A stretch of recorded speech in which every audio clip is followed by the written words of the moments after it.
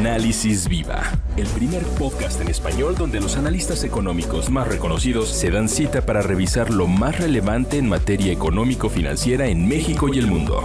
Análisis Viva. ¿Qué tal? Bienvenidas, bienvenidos. Mi nombre es Salvador Leal, director de comunicación de la Bolsa Institucional de Valores, y les doy la bienvenida al podcast semanal Análisis Viva. Un espacio que hemos construido de la mano de los especialistas más relevantes del sector económico y financiero durante los últimos 4 años. No olviden seguirnos en todas nuestras redes sociales para mantenerse enterados de lo más importante de los mercados en nuestro país. El día de hoy le damos la bienvenida a nuestro invitado, él es Víctor Gómez, director general de Data Analytics. Víctor, muchas gracias por estar con nosotros en este Análisis Viva. Encantado, Salvador, mil gracias por la invitación. Oye, Víctor, vamos, si te parece bien, a platicar un poquito a fondo de algo que creo que es muy importante en términos generales para la administración, por supuesto, pero también para todos los tomadores de decisiones en términos económicos y financieros que tienen un actuar aquí en nuestro país y que tiene que ver con el paquete fiscal para el próximo año, ¿no? Claro. ¿Cómo estás viendo? Si quieres, empecemos por lo básico. ¿Cuál es el calendario? ¿Cómo se está dando esta aprobación? Y luego vamos desmenuzando un poquito más acerca de lo que estás viendo en el paquete de este año. Claro, con mucho gusto. Sí, efectivamente estamos justo en ese proceso. El pasado 8 de septiembre la Secretaría de Hacienda presentó ante el Congreso en representación del Poder Ejecutivo el paquete fiscal para el próximo año. Y el paquete fiscal fundamentalmente son 4 cosas, ¿no? Un documento que se llama Criterios Generales de Política Económica, donde Hacienda incluye pues una programación, una planeación del próximo año y pone una serie de variables, cuánto espera que crezca la economía, el tipo de cambio, el precio del petróleo, la inflación, ¿no? Y la discusión un poco se vuelve ahí, ¿no? Hacienda espera un crecimiento de tanto, Hacienda espera un tipo de cambio, ¿no? Pero el objetivo de ese documento es dar el marco macroeconómico de referencia, ¿no? Que está viendo Hacienda para el próximo año y cómo puede hacer una planeación fiscal de cara a las presiones de gasto que tiene. Entonces, primero, criterios. Segundo es la iniciativa de la Ley de Ingresos. Es una iniciativa porque la presentan ante el Congreso es el que la aprueba. Y finalmente el proyecto del presupuesto de egresos, que es otra vez un proyecto para que lo apruebe el Congreso también. A esto hay que añadir algunas disposiciones secundarias que le llamamos la miscelánea fiscal, ¿no? Que son las letras chiquitas de los cambios que hay que hacer al marco, digamos, legal de todo el sector tributario. Sí. Y ese es el paquete, ¿no? Cuando el secretario se para ahí en la Cámara y entrega una cajita, ¿no? Esa cajita contiene básicamente sus 4 documentos. Y hay un calendario, ¿no? Que marca la Ley Federal de Presupuesto y Responsabilidad Hacendaria, que es el marco legal fundamental de este paquete. Y la ley establece que empezamos por la discusión de la Ley de Ingresos. En México empezamos por ahí. Entonces, la iniciativa ya se aprobó, ya es la ley de ingresos para 2024. Primero la aprueba la Cámara de Diputados. Tiene como plazo el 20 de octubre y en el Senado el 31, ¿no? Eso ya pasó, ya se cumplieron los plazos, se aprobaron las dos. Estuvo bastante discutido, ¿no? Por todo el tema de la extinción de los fideicomisos, que tomó mucha relevancia, pero bueno, se dio en el marco de esta discusión. Y también se aprobaron los techos de endeudamiento, que es otro tema ahí que es como importante de darle seguimiento, ¿no? Esa es la Ley de Ingresos. Y justo entre ayer y hoy se dio la aprobación del proyecto del presupuesto. Ya es el PEF, ya es el presupuesto de egresos de la Federación para 2024. Ese solo lo aprueban los diputados, ¿no? Es como el remanente, ¿no? Dices cuánto va a ser tu déficit, cuántos son tus ingresos y a partir de ahí determinas los gastos, ¿no? Cómo repartes la bolsa de gasto.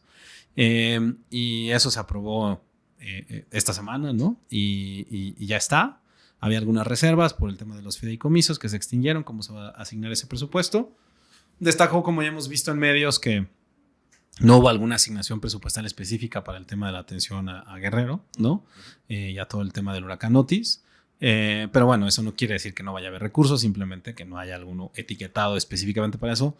Eso puede ser un tema, ¿no? Pero bueno, son más o menos los elementos del paquete. Y ya para concluir, digamos, con la planeación fiscal que es relevante para los mercados, para los especialistas, faltaría el plan anual de financiamiento, que ese se publica, ya eso no se tiene que aprobar, es más que nada un proyecto de Hacienda que se publica hacia mediados de diciembre, donde prácticamente dicen, oye, pues el Congreso aprobó este monto de déficit, yo tengo este monto de vencimientos y más o menos voy a refinanciarme y voy a financiar ese déficit con estos instrumentos, y te dice de acuerdo al mercado cuánto va a ir a Audibonos, cuánto va a ir a de bonos, cuánto va a ir a CETES, a bondes, a todos los instrumentos de mercado que tiene el gobierno federal. Y en algunos casos también señalan la estrategia de endeudamiento de las empresas como Pemex y CFE. Oye, justo ahorita que ya como que ibas desglosando, ¿no? Sí. Cada una de las cosas, ¿qué riesgos justamente identificas en la parte fiscal para el próximo, pues para el próximo año, ¿no? Sí. Y a lo mejor también pues para lo que esta administración que va comenzando. Justo el cambio de gobierno es relevante, ¿no? Este es el último paquete que presenta la administración del presidente López Obrador y que negocia para su aprobación la misma administración. Uh-huh. El próximo año, de acuerdo a lo que establece la Constitución y la ley, lo va a presentar también esta administración, la administración saliente, pero ya se da el cambio de gobierno a finales de septiembre, a inicios de octubre entra la nueva presidenta, que será presidenta. Sabemos que va a ser presidenta, claro. No sabemos quién, pero sí sabemos que va a ser presidenta. La administración de esta nueva presidenta será la que negocie la aprobación, ¿no?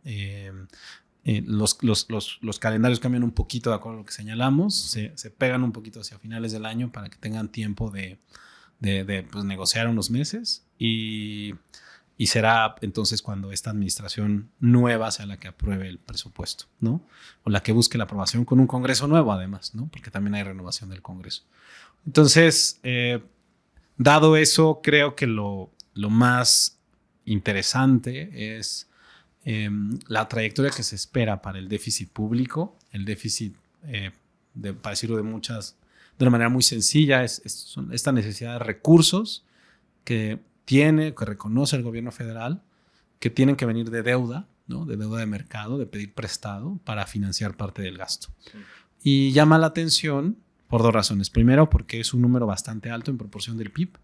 Si vemos lo que le llaman el balance tradicional, que literal son ingresos menos gastos, es prácticamente 4.9% del PIB, un número bastante alto, ¿no? Comparado históricamente. Creo que hay un registro, si nos vamos a series históricas, el más alto desde 1989 por ahí, ¿no? O sea, sí es bastante alto en términos del PIB. Si lo vemos en una medida un poco más amplia que incluye otros elementos de endeudamiento del gobierno federal, en los requerimientos financieros del sector público, llega hasta 5.4% del PIB, que es como la medida más amplia, ¿no? Entonces sí es un número elevado de déficit. Además, implica que va a haber un déficit primario, es decir, si no consideramos dentro del gasto el pago de intereses, quedamos en déficit, lo cual quiere decir que la totalidad de los intereses que hay que pagar, hay que pedir prestado para pagarlos, ¿no? Entonces eso, en términos de trayectoria de deuda, es preocupante, ¿no? Es un foco rojo. Y toda esta carga, pues la va a tener que administrar la próxima administración, ¿no? El próximo gobierno federal es el que le va a tocar lidiar con esto, porque la ley de responsabilidad hacendaria es muy clara. Te dice que cuando te subes tanto en el déficit, tienes que explicar por qué, le tienes que pedir permiso al Congreso para hacerlo y también le tienes que dar un plan hacia adelante de qué vas a hacer para regresar a la trayectoria de largo plazo, que en esta medida de los RFCPs es 2.5. Es decir, tienes que bajar pues prácticamente 3 puntos del PIB el déficit, ¿no? Y eso es lo que pues se antoja bastante complicado, ¿no? Hacienda lo que hizo en el paquete fue decir, bueno, pues de 24 a 25 bajamos 3 puntos del PIB el gasto y regresamos a la trayectoria, ¿no? Y yo creo que esa es la parte de mayor atención del paquete. Es muy complicado que una administración que va llegando, como va a ser la nueva administración, entre 2024 y 2025, implemente una restricción al gasto de 3 puntos del PIB. Es demasiado, ¿no?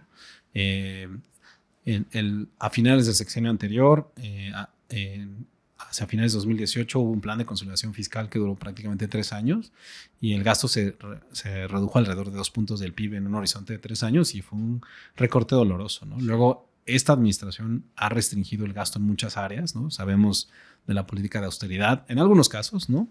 Y entonces ya llevamos pues prácticamente, te diría, 8 años con un esfuerzo de contención del gasto. Y a eso añadirle otros 3 puntos parece muy complicado, ¿no? Lo cual te abre 2 posibilidades, ¿no? O que esta nueva administración vaya a tener que presentar ese plan que no está presentando la administración saliente. ¿Cómo le va a hacer para regresar al déficit a su trayectoria estable? O implementar un recorte de gasto pues demasiado agresivo que sí le puede poner un freno fuerte a la actividad económica si se hace pues muy a rajatabla, ¿no? Y eso tan pronto como el inicio de una administración. Yo veo muy complicado políticamente. Si vemos obviamente la restricción política es relevante, ¿no? Para la parte fiscal. No va a ser tan sencillo de decir, oye, ¿sabes qué? Pues tasas elevadas por parte del Banco de México para controlar la inflación y encima viene Hacienda y recorta 3 puntos el gasto con una nueva presidenta. Lo veo muy difícil, lo cual pues nos abre la carta a pensar cuáles van a ser sus opciones. Y pues hay dos, ¿no? Una es recurrir a mayor endeudamiento, ¿no? Que 3 puntos, entre 2 y 3 puntos del PIB, pensando que es una nueva administración, pensando que se puede argumentar algún programa de infraestructura, algún programa de ayudas, algo que le dé un boost a la economía, podría argumentarse de una manera razonable, ¿no? Y la otra, pues es una reforma fiscal, ¿no? Que permita financiar esa reducción, que permita financiar esos 3 puntos y que no sea vía una reducción del gasto, ¿no? Pero entonces, tan pronto como el inicio de la próxima administración, a quien encabece la Secretaría de Hacienda el próximo año, le va a tocar lidiar con el peso de esa decisión, ¿no? A la nueva presidenta. Entonces, sí creo que eso es relevante porque es lo que ya está aprobado, ¿no? Entonces ya es un hecho que será así y tendrán que lidiar con esa responsabilidad los que lleguen el 2024. Sí, lo que de alguna manera nos platicas es que se está atando de manos por lo menos el primer año a la siguiente presidenta, ¿no? Correcto. En términos de gasto y en esta ley de ingresos, por ejemplo, no se prevén, ¿no? A lo mejor nuevos ingresos, nos dices, a lo mejor una reforma fiscal en el futuro, pero ahorita no estamos viendo ingresos de otros lados, no estamos haciendo nuevos cajones, ¿no? Claro. En donde meter dinero, ¿cierto? No hay, ¿no? Digo, como siempre, la parte del petróleo, pues es un elemento volátil, ¿no? Que está sujeto a la posibilidad de alguna revisión al alza. Sí, se dan algunos elementos en el mercado internacional que presionan al alza el precio del petróleo. Bueno, pues eso nos dará algo más de espacio, ¿no? En la parte petrolera. Ya la ley de ingresos considera un poquito, ¿no? De mejora, ¿no? Entonces, digamos que va a ser difícil que haya una crecida en precios tan relevante que nos permita contener esos 3 puntos del PIB. Algo nos va a dar. Probablemente haya mejores noticias en la parte de recaudación este año. El próximo año habrá que ver porque otro elemento que ha sido empíricamente observable en los últimos 20 años es la desaceleración que vemos entre el final de una administración y el inicio de la otra, ¿no? Cierto. Entre Vicente Fox y Felipe Calderón, entre Felipe Calderón y Peña Nieto, entre Peña Nieto y Andrés Manuel, hubo esta desaceleración de al menos 2 puntos del PIB, ¿no? Entonces, bueno, ahorita el marco macroeconómico a través del crecimiento ha dado un poquito más, ¿no? Sobre todo en recaudación de ISR, pero va a ser difícil que lo mismo que el petróleo, ¿no? Que en medio de una desaceleración por cambio de gobierno, pues la recaudación compense mucho de esta necesidad de ingresos que tienes, ¿no? Entonces, yo veo pues muy inminente hasta cierto punto la necesidad de una reforma fiscal. Obviamente, políticamente eso es difícil, ¿no? Habrá que ver cómo es la contienda electoral también, qué tan dividido queda el Congreso, qué tan debilitada queda la persona que sea elegida presidenta, ¿no? En términos de posicionamiento político para aventarte una decisión pues tan impopular como una reforma fiscal, ¿no? Que este presidente no quiso, ¿no? En medio de su popularidad, del arrastre que tenía, de la aceptación, de su aprobación, nunca quiso animarse a tomar una decisión pues complicada, pero necesaria desde el punto de vista fiscal. Entonces, para la próxima presidenta, pues va a ser un poco menos viable postergar esta decisión, ¿no? Aunque hay justamente, ¿no? Los analistas políticos muchas veces dicen que es precisamente el momento en el que deberías de utilizar el capital político con el que llegas para tomar las decisiones más impopulares que pues claramente tienen que ver con aumentar impuestos. Totalmente. Oye, ¿qué riesgos estás viendo tú en términos de ingresos, ¿no? Sí. ¿Cómo lo estás tú previendo? Mira, creo que una noticia positiva es que la recuperación que vimos en el precio del petróleo ayudó a normalizar también el mercado de gasolinas y eso ha permitido normalizar la recaudación de IEPS, sobre todo en la parte de gasolinas. Entonces, yo pensaría que en la medida en que se sostenga esa política de cobrar IEPS por la gasolina y que no regresamos a un esquema de subsidios, ahí hay algunos puntos de recaudación que son importantes, ¿no? Y la otra va a tener que ver mucho con los ajustes marginales a los esquemas de compensación universal para la recaudación de IVA y de ISR. Pero el riesgo central para mí desde el lado de ingresos es que no da mucho más que eso, ¿no? El marco fiscal como está necesita ampliarse, necesita mejorarse de manera profunda, si necesitas una reforma que te permita gravar a otros sectores, otras personas, otros agentes dentro de la economía que ahorita están quedando un poco fuera, para que pues puedas tener una trayectoria más sostenible de recaudación, ¿no? Digamos que hasta cierto punto ya llegamos al límite en el que este marco fiscal nos iba a dar, ¿no? La última reforma fiscal fue de 2014, ¿no? Entonces prácticamente son 10 años de la última reforma fiscal. Es necesario hacer ajustes mayores y yo creo que hay una dicotomía natural entre si lo haces en impuestos al ingreso, ¿no? Por la manera en que pueden gravar el ahorro, o en impuestos indirectos vía consumo, que son impopulares porque pues captas a muchas personas que tradicionalmente no reciben la carga de esa responsabilidad fiscal, ¿no? Alguien te diría, a lo mejor lo que tendrías que aumentar es la base, ¿no? La base de las personas a las que les cobras los impuestos. Sí. Pero ahí no sé cómo lo veas tú. Pues mira, algo que permitió la reforma hacendaria del 14 fue aumentar mucho, sobre todo la base gravable por el lado del sistema renta, ¿no? El número de contribuyentes en México en personas físicas es más o menos el tamaño de la población económicamente activa, lo cual te dice que por el número de las personas más o menos ya tienes identificadas a quienes tienen que cobrar impuestos. Y de ahí que, bueno, pues o modificas los esquemas de las personas que están en salarios, o modificas que son pues más cautivas, ¿no? O modificas algunos esquemas no directamente en el sistema renta, sino a través de impuestos indirectos, ¿no? ¿Qué ajustes tienes que hacer? Si necesitas grabar otras actividades que ahorita no estás grabando con tasas más elevadas, o los impuestos indirectos que incluso al presidente López Obrador no le han disgustado, como los IEPS, ¿no? Pagamos IEPS en servicios de comunicación, pagamos IEPS en bebidas azucaradas, ¿no? Es etiquetado para los que somos papás, ¿no? Es súper habitual, ¿no? Estar acostumbrados a estar leyendo. Bueno, hay un IEPS cobrado, ¿no? El de la gasolina, por supuesto, ¿no?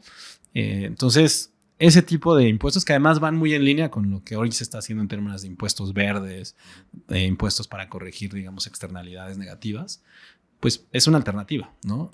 Son impuestos indirectos. Entonces, yo creo que el potencial, más que en renta, está en indirectos, pero en indirectos está la parte política no menor de la base de apoyo de las personas que están compitiendo por la presidencia, ¿no? Oye, y con respecto a egresos, ¿qué temas relevantes ves en el presupuesto de egresos? Yo creo que hay dos. El primero es el costo financiero de la deuda. El costo financiero de la deuda crece como consecuencia de la normalización de la política monetaria, lo cual no quiere decir que esté mal. Es indispensable que el Banco de México controle la inflación, pero una consecuencia desafortunada de ese control es el crecimiento en las tasas de corto plazo y por lo tanto en el servicio de la deuda que tiene que pagar el gobierno federal, ¿no? Además, el proceso de normalización monetaria que presiona la parte corta de la curva eventualmente se va traduciendo a segmentos más largos, ¿no? Y pues lo que haces es tienes una renivelación de la curva a niveles más altos. Entonces, eso quiere decir que aunque cambiaras tu estrategia de endeudamiento más de CETES, AM bonos de más largo plazo, sigues de alguna manera enfrentando tasas más altas, ¿no? Tu refinanciamiento implica que tu costo financiero empieza a crecer. Y el tema con la política monetaria es que el efecto es rezagado, ¿no? Tarda en materializarse. Algunos ejemplos empíricos te hablan de entre 12 y hasta 24 meses que tarda en materializarse completo el efecto, ¿no? Entonces, desde la última subida de 11-25%, pues puedes esperarte hasta año y medio a que pase el efecto completo sobre el proceso de refinanciamiento, ¿no? Entonces, tenemos costo financiero alto al menos para el próximo año. Y el elefante de la habitación, que bueno, en algunos foros dicen, pues ni tan elefante, ¿no? Todo el mundo sabe que está aquí, ¿no? Ya rompió varias cristalería, ¿no? Que son las pensiones, ¿no? El gasto en pensiones es prácticamente una quinta parte del presupuesto. Se espera que crezca. Hay un fenómeno de transición entre el régimen de la ley 76, que es un régimen de beneficios definidos, ¿no? Que se reformó en el 97 al sistema FORE, ¿no? De contribuciones definidas, en el cual los trabajadores tienen que hacer su aportación. Por la manera en que están diseñados los dos esquemas, las aportaciones que haces tú, que hago yo, que hacen todas las personas que aportan a su Afore, no pueden utilizarse esos fondos para financiar a los que van saliendo, ¿no? Porque ya es un sistema muy diferente, administrado de maneras distintas. Entonces el gobierno pues tiene que gastar en financiar las pensiones de las personas que se retiraron bajo el esquema del 76. Si te retiraste antes, si entraste a trabajar antes del 97, tienes un esquema del 76, bueno, si tienes una pensión, y esa pensión te la tiene que pagar el gobierno, ¿no? Las proyecciones fiscales de la propia Secretaría de Hacienda muestran que esta presión va a seguir creciendo y más o menos vamos a llegar al pico hacia inicios de la próxima década y de ahí vamos a bajar. Pero bueno, nos faltan otros 6, 7 años de eso, y creo que esa es la principal fuente de presión para el marco fiscal. De ahí que, aunque estos 3 puntos, ¿no? Digamos, en el corto plazo encuentres la manera de negociarlos con el Congreso el próximo año, pues la presión de las pensiones va a hacer que esos 3 puntos dejen de preocuparnos pronto, ¿no? Y yo creo que del lado de egresos es la principal fuente de preocupación de mediano plazo para la política fiscal en México.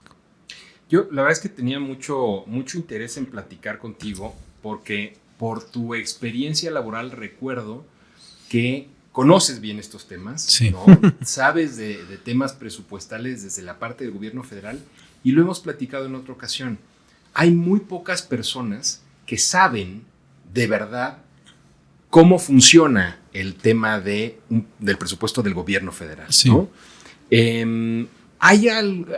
Ya nos has hablado de estas presiones, ya nos has hablado de estas necesidades. ¿Hay alguna otra cosa que traigas en la cabeza respecto a el tema presupuestal que quisieras o que, no digo que te mantenga despierto en las noches, espero que no haya nada que te mantenga despierto en las noches respecto al presupuesto, pero como que sea este pequeño bolita vacía que dices, aquí hay algo que necesitamos todavía considerar? No, por supuesto, ¿no? Por ahí alguien lo decía de manera un poco más cómica, ¿no? Tenemos que hablar de Pemex, ¿no? Claro, es cierto, tienes razón. Sí hay algo que me quita el sueño a veces, ¿no? Y es pensar en qué va a hacer la próxima administración con la política energética, ¿no? Para mí es una oportunidad, ¿no? Porque en medio de todas estas presiones de las cuales te he hablado, sí, bueno, por el lado de las pensiones, pues es responsabilidad del gobierno, no podemos adjudicársela a alguien más, ¿no? El tema del costo financiero, bueno, también es una responsabilidad del gobierno, nadie más puede asumir esa responsabilidad. Hacer una reforma fiscal, bueno, nadie puede hacer una reforma fiscal más que el gobierno, ¿no? Sí. Nadie más puede ponerse a recaudar impuestos. Sí. Donde sí hay posibilidad de que alguien más entre es en el sector energético, ¿no? Y a diferencia de lo que pasó hace 10 años, a mí me tocó trabajar en el proceso de implementación de la reforma energética 2013, requirió muchísimo trabajo de muchísimos funcionarios, de muchas personas que estuvieron involucradas, pero la implementación tomó años, sí, ¿no? Sí. Y eso ahorita ya no lo tienes. Para bien o para mal, esta administración frenó muchos aspectos de la apertura del sector energético en petróleo, en petrolíferos, en electricidad, pero no hizo los cambios a nivel legal de fondo, no hizo una reforma estructural que revirtiera el proceso 2013. Okay. Entonces el marco legal está ahí, ¿no? Okay. Digo, obviamente hay que retomar muchas cosas, habrá que hacer modificaciones en los organismos reguladores, pero son modificaciones relativamente rápidas de implementar, ¿no? Okay. No requieres un proceso de 2, 3 años para implementar esto. Y eso implica que está disponible el toolkit en la mesa, ¿no? Sí. A diferencia de, bueno, tengo que poner la mesa y poner el toolkit encima. ¿Qué fue lo que se hizo en el 2013? En 2013 ¿no? Sí, claro, tenías que hacer. No había mesa. Sí. Entonces aquí sí tienes el toolkit, son herramientas que no has usado en un buen rato, pero ahí están, ¿no? Sí. Y eso te permitiría acelerar muchas cosas. Liberar al gobierno federal, sobre todo en la parte de las necesidades de inversión energética en temas presupuestales, ¿no? Que no sea una responsabilidad exclusivamente presupuestaria del gobierno federal, sí le daría bastante espacio. Pero es una decisión muy pragmática a nivel político, que volvemos al tema del capital, ¿no? ¿Qué tan capitalizada va a estar la nueva presidenta cuando llegue al poder para poder hacer un viraje de este tamaño, ¿no? Ahora, creo que hay elementos, la propia CFE nos lo ha mostrado a través de un brazo que se llama CFE Energía, que puede hacer asociaciones con el sector privado, puede licitar diferentes proyectos, ¿no? Pemex lo ha hecho de alguna manera también a través de otros mecanismos, sobre todo en la parte petrolífera, ¿no? Pero sí existen maneras en las que incluso esta administración ha trabajado en el sector privado y creo que la próxima va a tener que explotar más esas avenidas. Me quita el sueño pensar cómo lo van a hacer, sobre todo para que pues, de alguna manera se libere la presión fiscal, sí. Pero también me permite dormir saber que hay alternativas y que las alternativas no requieren tanto tiempo si se toman de manera sensata, ¿no? Entonces, pues creo que con eso respondo a tu pregunta. No, buenísimo, Víctor. Yo te agradezco el análisis y un poco también esta visión que nos das, ¿no? De un elemento tremendamente importante, pero que debido a sus características no es tan conocido, ¿no? Claro. Uno no sabe necesariamente qué está en juego cuando dicen, bueno, pues aprobaron el presupuesto y lo caído, ¿no? Como decía el clásico, lo que fue. Sí. Pero resulta que hay mucho detrás, hay muchos elementos que determinan no solo el 23, no solo el 24, sino el 25 claramente y a lo mejor hasta el 26 y el 27. Y la verdad es que nos dejas con muchas cosas para ponernos a pensar en los siguientes días. Mil gracias, Víctor. No, hombre, gracias a ti, Salvador. Un placer platicar contigo siempre. Él es Víctor Gómez, director general de Data Analytics. Y a ustedes muchas gracias también por escucharnos. Si el episodio fue de su agrado, los invitamos a dejar una reseña, un like en cualquiera de las plataformas desde la que nos escuchen o compartirlo a sus contactos y amigos. Si están viendo este podcast a través de YouTube, no olviden suscribirse a nuestro canal para recibir notificaciones de las próximas publicaciones. La producción de este podcast estuvo a cargo de Rogelio Unzueta. Agradecemos a nuestro ingeniero en audio y video, Omar Vieira. Los acompañó Salvador Leal y esto fue Análisis Viva. Hasta la próxima. La Bolsa Institucional de Valores presentó Análisis Viva. Suscríbete a nuestro podcast y síguenos en todas nuestras redes sociales.